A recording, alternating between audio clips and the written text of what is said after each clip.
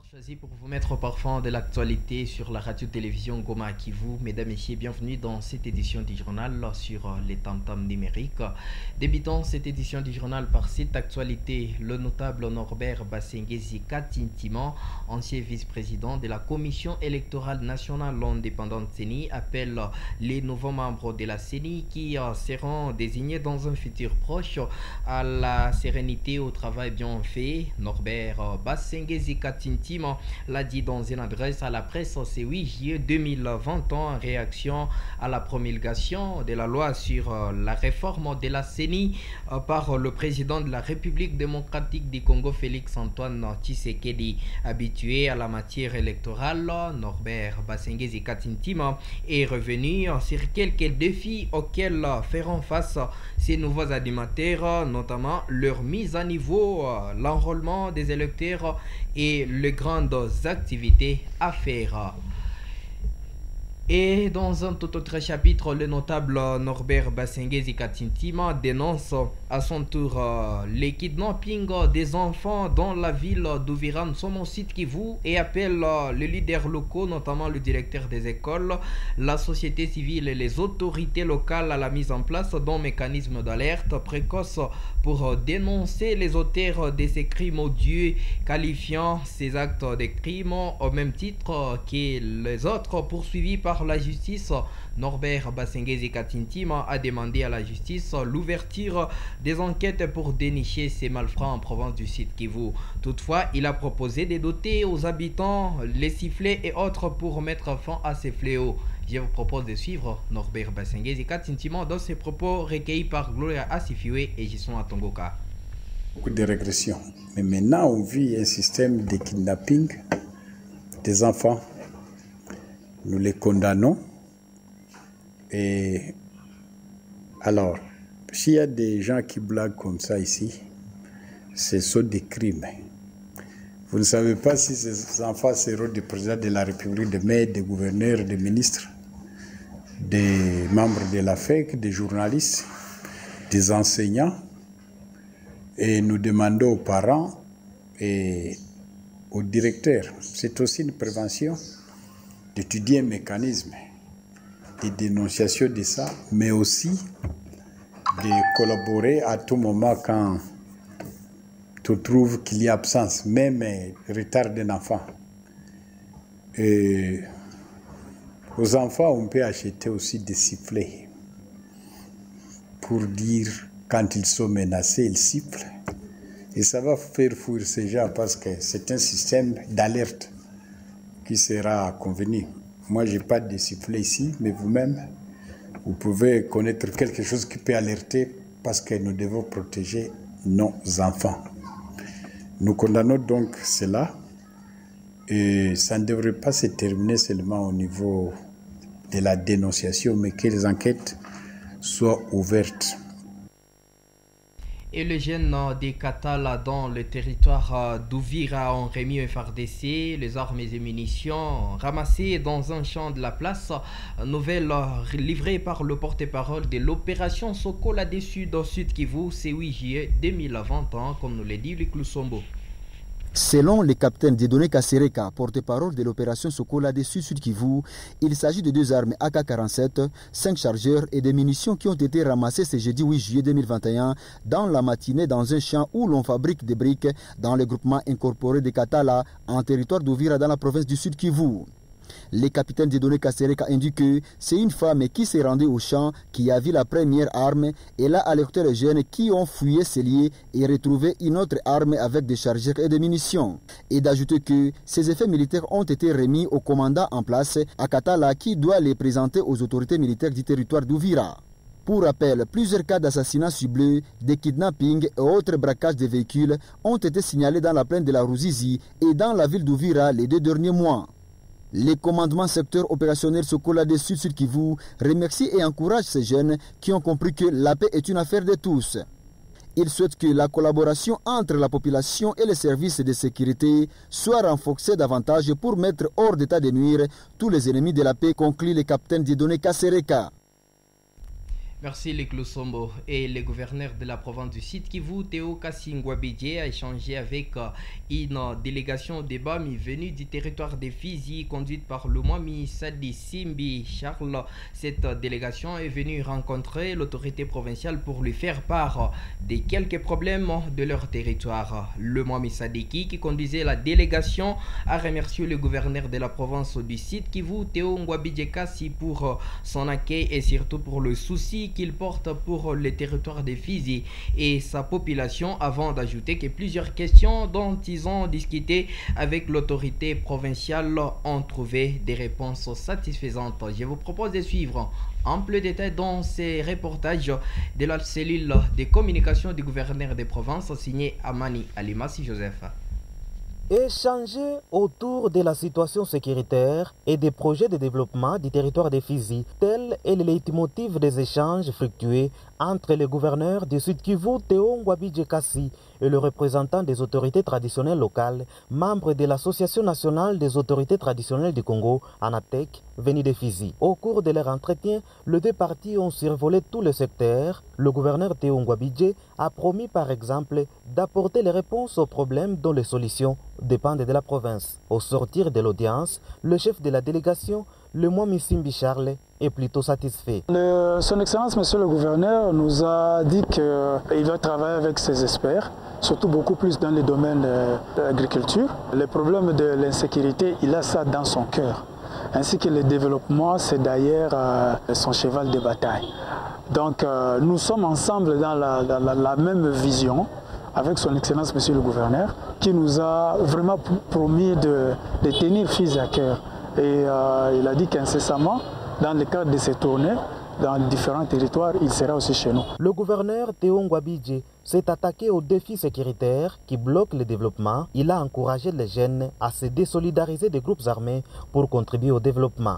Nous continuons à les soutenir dans les efforts de développement qu'il est en train d'entreprendre pour toute la province et aussi pour notre territoire de Fizi. Parce que c'est ça, sans la paix, on ne peut rien faire. Envie de s'imprégner des réalités profondes de chaque territoire, le gouverneur Théo Ngouabidje Kassi a instauré la politique de proximité. Bientôt, il se rendra à Fizi pour parler des problèmes auxquels sont confrontés au quotidien ses administrés.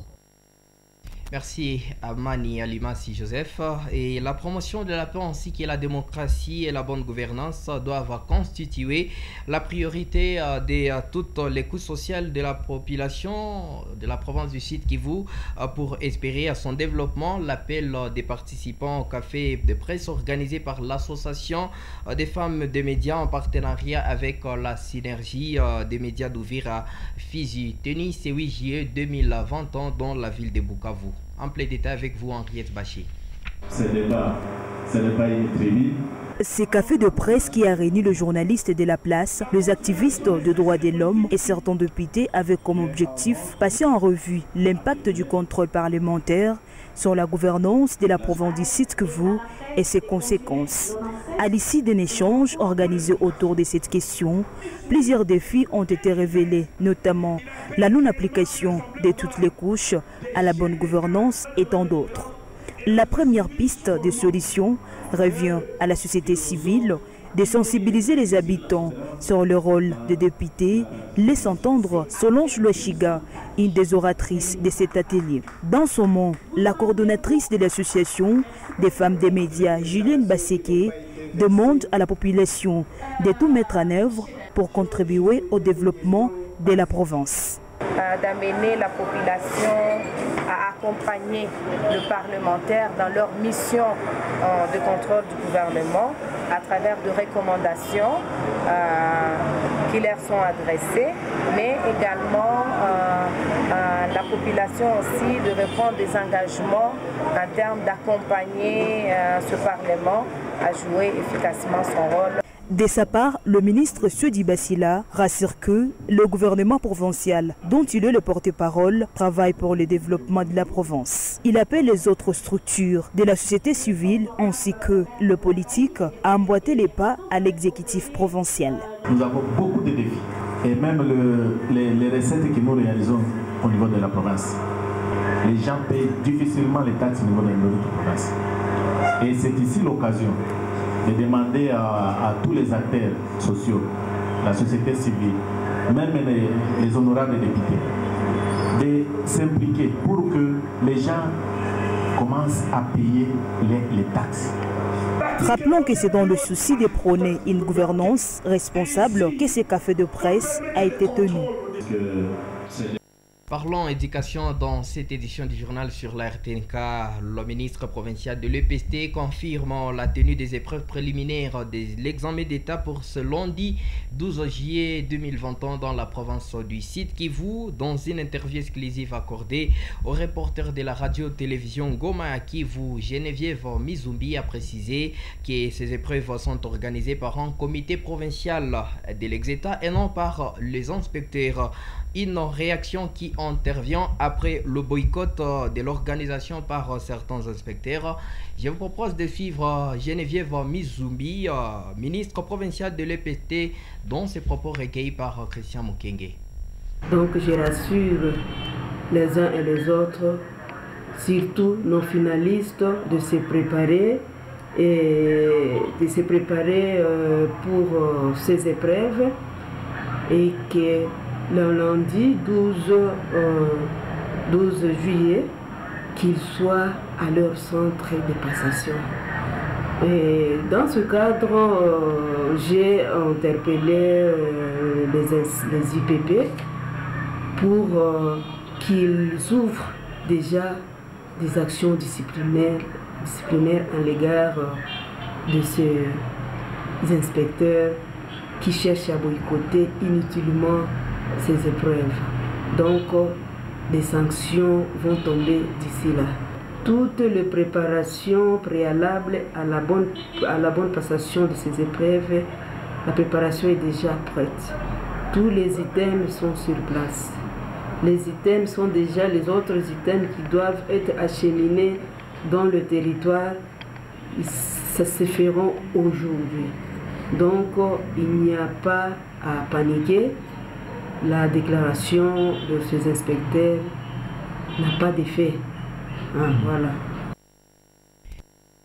D'élèves finalistes en province du Sud qui vous invitent les inspecteurs à revenir sur leur décision portant boycott de l'organisation des examens préliminaires d'Exeta et TENAFEP édition 2020-2021. Dans une interview nous accordée ce jeudi 8 juillet 2021, les parents déplorent les guéguerres entre inspecteurs et élus du peuple au sujet des frais de participation, une incompréhension qui perturbe inutilement l'avenir des enfants. Ils estiment que les parties prenantes devraient plutôt mettre en première place l'intérêt des enfants que mettre en péril l'éducation de ces futurs cadres de la République démocratique du Congo. Cependant, Ali Tirouza, communicateur des parents, recommande au gouverneur de la province du Sud Kivu de consulter les techniciens en matière de l'éducation pour trouver une solution durable pour faciliter un bon déroulement de ces épreuves. Suivez. Au départ, on avait fait un mémorandum des parents qu'on avait déposé au gouvernorat, demandant qu'il nous fixe les frais à payer, ce qu'a fait le gouverneur. Contrairement à l'édit des députés qui précisait pour 15, le gouverneur, lui, a parlé des 25. Bon, on avait demandé que cela soit fait d'une manière consensuelle, et le gouverneur avec les techniciens. Et quand nous, parents, on a eu l'arrêté du gouverneur qui fixe les frais, c'était pour nous un constat, on a été apaisé. Maintenant, on est confus d'entendre que les inspecteurs ont boycotté. Je pense qu'il est encore temps qu'on se rencontre, et les parents, et les inspecteurs, et l'autorité provinciale, pour qu'on sauve la situation de nos enfants. Tout est possible s'il y a une harmonie. Mais si chacun de sa part, il décide ceci, il décide cela, c'est notre enfant qui est au milieu et c'est un manque à gagner. C'est pour cette raison que nous, on avait demandé que cette déclaration, dans notre déclaration, que l'arrêté soit signé dans une manière consensuelle. Nous sommes tous des parents. Que nous voyons aussi l'intérêt de nos enfants. Que nous ne puissions pas mettre l'enfant au milieu pour qu'il soit les perdants en fait. Et avant de parler sport, portons à votre connaissance qu'une cinquantaine de jeunes leaders des associations de jeunes sont formés sur le leadership des genres et le monitorat par l'ASBEL, la Prunelle RDC. L'objectif est d'amener ces responsables d'associations à intégrer la dimension genre dans leur plaidoyer. Pendant 2 jours, ces responsables des différentes associations seront renforcés en capacité sur la dimension genre, le leadership, le monitorat et afin qu'ils fassent des plaidoyers au niveau des instances de prise de décision, indique Judith Maroy, directrice exécutive de la Prunelle ASBEL. Le vice-président de l'Assemblée provinciale du Sud Kivu qui a donné le go de cet atelier demande aux jeunes leaders de lutter contre les antivaleurs et d'être des modèles dans la société pour être des vrais leaders, souligne Norbert Yabé. Cet atelier est organisé par la Prunelle ASBEL dans le cadre du projet Tufaulu Pamoja. Sport dans cette édition du journal sur la radio-télévision Goma qui voit un match amical ce jeudi 8 juillet 2020 au stade de la Concorde de Kadutu. L'équipe des Sport a fait un match nul avec l'OC Mungano Chalalule. Rappelons que le match aller était le dimanche passé à Kabaré au Sud Kivu au stade de Mugeri où les scores étaient également 2 buts partout entre l'OC Mungano et l'équipe des Sport cher à Didi Mudogo.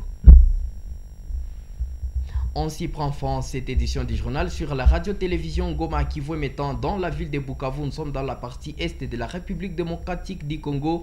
Merci de nous avoir suivis. Merci également de rester fidèles pour la suite des programmes sur les tam-tams numériques. Mesdames, Messieurs, au revoir.